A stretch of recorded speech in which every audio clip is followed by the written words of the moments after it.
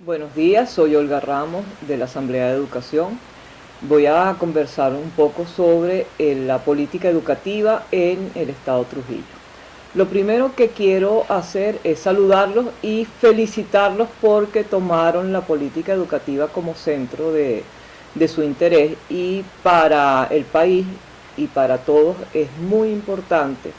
que la educación cobre el valor que debe tener para la formación de ciudadanos, para el desarrollo de la vida plena de todos, porque es uno de los elementos claves sin el que como país y como personas tenemos muy poco futuro. Lo siguiente que quería conversar es sobre la situación actual de la información. Nosotros tenemos un vacío informativo en el sistema educativo, pero también en todo lo que tiene que ver con la información pública, y la última memoria y cuenta data del 2014-2015. Eso hace mucho tiempo ya como para que nosotros podamos tomarlo como referencia en términos de cantidad de estudiantes o en términos de número de escuelas. Sin embargo, hay algunos datos que pudieran resultar de interés. Mi primera sugerencia al respecto es que se organicen y se dirijan al Ministerio de Educación a través de la zona educativa y soliciten las estadísticas actualizadas desde el 2014-2015 en adelante. Es decir, que soliciten los datos para el Estado, cantidad de planteles distribuidos por dependencia, los que son nacionales, los que son estadales, los que son municipales. Bueno, ustedes no tienen planteles municipales, por cierto, o no tenían en el 2014-2015. La cantidad de estudiantes. El Ministerio de Educación tiene la cantidad de estudiantes por grado, por año y por edad, para que ustedes puedan cruzar qué tan eficiente está siendo el sistema educativo en función de que los muchachos estén a la edad que le corresponda, en el año que le corresponda. Bueno, la cantidad de maestros, cuáles maestros son, tienen titularidad y cuáles no, cuál es la formación que tienen los maestros. Ustedes pueden hacer una solicitud de información a través de la zona educativa y directamente también, si pueden hacerla llegar al Ministerio de Educación aquí en Caracas, pueden hacer la solicitud de información, están en su derecho, pero además el Ministerio de Educación está en el deber de suministrar la información. Ustedes además tienen escuelas estadales, por lo que pueden solicitar a la gobernación también la información específicamente de las escuelas estadales. Como les dije antes, no tienen escuelas municipales, por lo que pueden solicitar ante las alcaldías, y eso también podría ser de interés, es que les informen sobre los planes y programas que están desarrollando, porque las alcaldías por la Constitución tienen competencia en educación, especialmente en educación inicial, pero tienen competencia en todos los ámbitos de educación en los que quieran desarrollar proyectos y programas. Entonces sería interesante que para que ustedes tengan la mayor cantidad de información posible o hagan la mayor cantidad de solicitudes de información, porque ya sabemos que no siempre se da la información que se solicita, sería interesante que ustedes pudieran hacer esas solicitudes y así dar un paso que va a ser básico para que ustedes puedan plantearse algunos proyectos concretos que desarrollar. El otro punto sobre el que quería conversar tiene que ver con la situación de la educación a nivel nacional,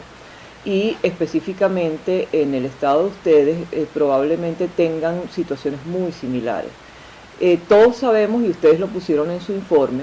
que la infraestructura escolar está en muy malas condiciones, pero también sabemos que hay muchos jóvenes y niños fuera del sistema educativo, y hay muchos jóvenes y niños que están teniendo asistencia intermitente al proceso educativo.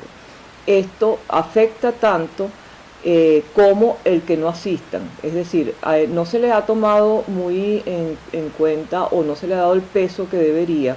a las inasistencias recurrentes de los estudiantes a lo largo del año escolar. Sin embargo, es importante para el proceso de aprendizaje que los estudiantes permanezcan en el sistema educativo, es decir, que no abandonen porque no pueden continuar estudios o porque tienen que trabajar,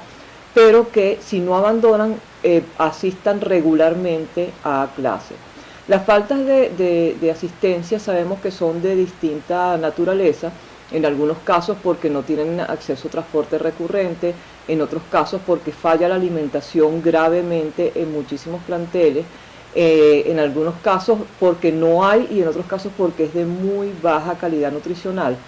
Pero el punto fundamental es que los muchachos se mantengan en el sistema educativo permanentemente para garantizar la continuidad del proceso de aprendizaje. Un proceso de aprendizaje que es interrumpido una o dos o tres veces a la semana por falta de asistencia de los estudiantes, hace que el nivel de aprendizaje sea mucho menor. Que yo los invito a que ustedes con los docentes de las escuelas a las que tengan acceso hagan una revisión de cuántas son las inasistencias que se están dando de forma recurrente a lo largo de un mes o de varios meses en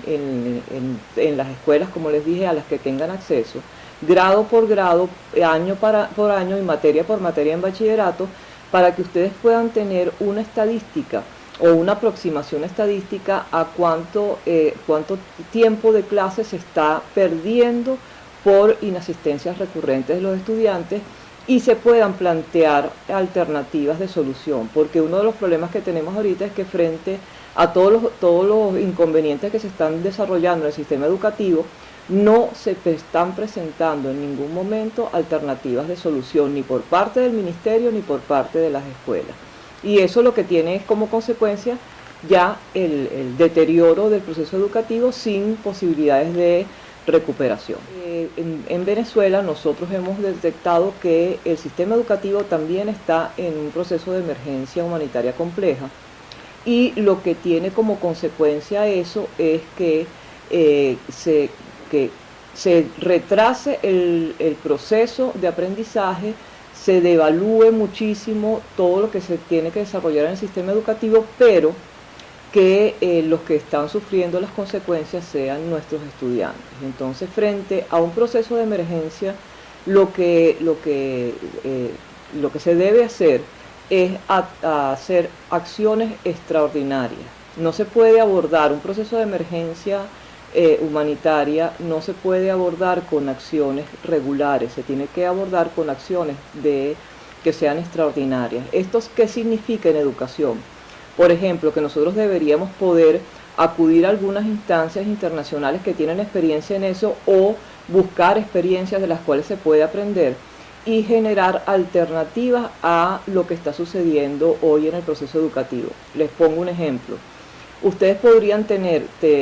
conociendo la cantidad y el nombre de los niños que están fuera del sistema educativo, una alternativa de formación complementaria que no necesariamente pase por incorporarlos a las escuelas si no pueden tener acceso a las escuelas. Les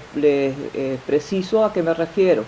Ustedes pueden tener niños que están en zonas en las que no hay una escuela disponible porque está en malas condiciones o porque la escuela está ubicada en otro asentamiento y por problemas de transporte no pueden llegar a la escuela, o el maestro dejó de asistir a la escuela y entonces en la escuela no tienen maestro y pueden desarrollar una estrategia parecida a la que se desarrolló en Escuela Nueva de Colombia hace muchos años, por cierto, hace décadas, que tutelando una escuela a otras escuelas se permitía que personas que no tuvieran titularidad docente, con una serie de materiales elaborados al respecto específicamente para ello, pudieran aprender a ser docentes en la medida que enseñaban a los muchachos que estaban en una zona donde no había acceso a la educación.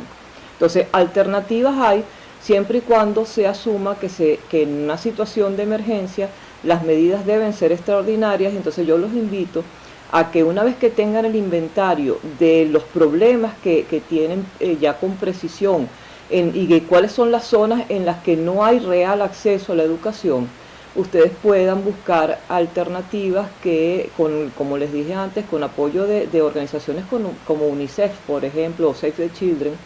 que funcionan cerca de la zona donde están ustedes, puedan desarrollar alternativas que le permitan a los muchachos ir ingresando progresivamente al sistema educativo, o sea, reingresar de forma progresiva, para que el sistema educativo pueda decirse que está funcionando y que lo que sucede en él tiene la calidad requerida. Hay que evaluarlo. Mi propuesta en este caso es que ustedes promuevan que se realice un proceso de evaluación de los aprendizajes de los estudiantes y de desempeño de los docentes en aquellas escuelas que están funcionando. Esto es muy importante. Hay modelos en distintos países de distinto tipo. En Venezuela se hizo un modelo que se llamó el CINEA, que lo terminaron de cerrar a principios de los 2000, pero que todavía quedan materiales para ello. Pero lo importante en este caso es que el sistema educativo asuma que se tiene que evaluar, tanto los aprendizajes alcanzados por los estudiantes para saber si todos están alcanzando los aprendizajes que le corresponden en el momento que le corresponde,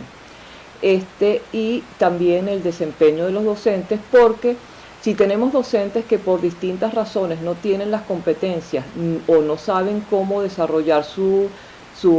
proceso de aprendizaje en las aulas, pues tenemos que acompañarlos para que puedan mejorar y puedan garantizar que los estudiantes aprendan.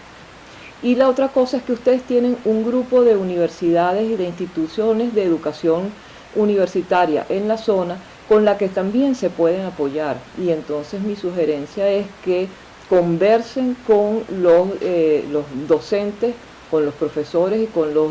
directivos de esas organizaciones para ver qué tipo de alianzas se pueden generar, no solamente para apoyar el trabajo en las escuelas, sino también para que puedan desarrollar algunas actividades de formación de adultos que ustedes estaban planteando que necesitaban formación para la vida laboral. Y si las empiezan a emprender de mano de estas organizaciones, aunque no se trate de carreras propiamente certificadas por ellas, sino de formación complementaria, pues es mucho más sencillo de hacer que comenzar desde cero. Bueno, yo no sé si hay alguna cosa más, pero quedo totalmente a la disposición de ustedes. Si ustedes quieren escribir y seguimos conversando, con muchísimo gusto.